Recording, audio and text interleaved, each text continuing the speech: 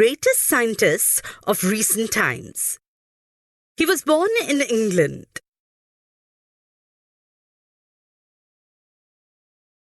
He gave his laws of motion, equations of motion, and the theory of gravity in his book, Principia.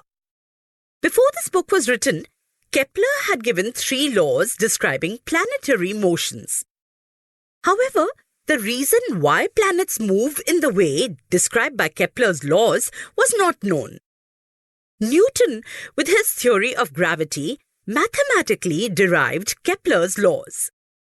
In addition to this, Newton did groundbreaking work in several areas, including light, heat, sound, and mathematics. He invented a new branch of mathematics. Do you know what it is called? This is called calculus and has wide-ranging applications in physics and mathematics. He was the first scientist to construct a reflecting telescope.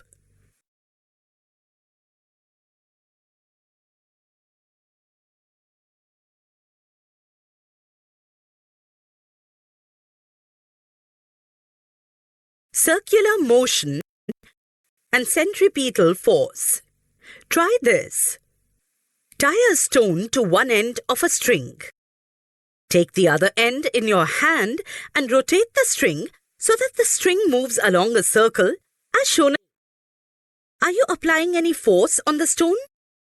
In which direction is this force acting? How will you stop this force from acting? What will be the effect on the stone? As long as we are holding the string, we are pulling the stone towards us, that is, towards the center of the circle, and are applying a force towards it. The force stops acting if we release the string. In this case, the stone will fly off along a straight line, which is the tangent to the circle, at the position of the stone when the string is released, because that is the direction of its velocity at that instant of time. Figure B. You may recall that we have performed a similar activity previously in which a 5-rupee coin kept on a rotating circular disc flies off the disc along the tangent to the disc. Thus, a force acts on any object moving along a circle and it is directed towards the center of the circle. This is called the centripetal force. Centripetal means center-seeking. That is, the object tries to go towards the center of the circle because of this force.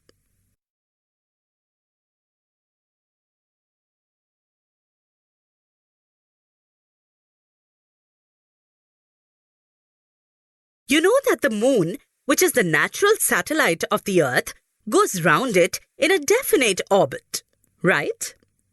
Well, the direction of motion of the moon as well as its speed constantly changes during this motion.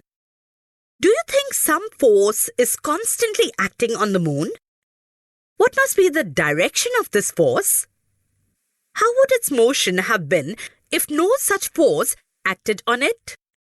Do the other planets in the solar system revolve around the sun in a similar fashion? Is similar force acting on them? What must be its direction? From the above activity, example, and questions, it is clear that for the moon to go around the Earth, there must be a force which is exerted on the moon, and this force must be exerted by the Earth, which attracts the moon towards itself. Similarly, the sun must be attracting the planets, including the Earth, towards itself.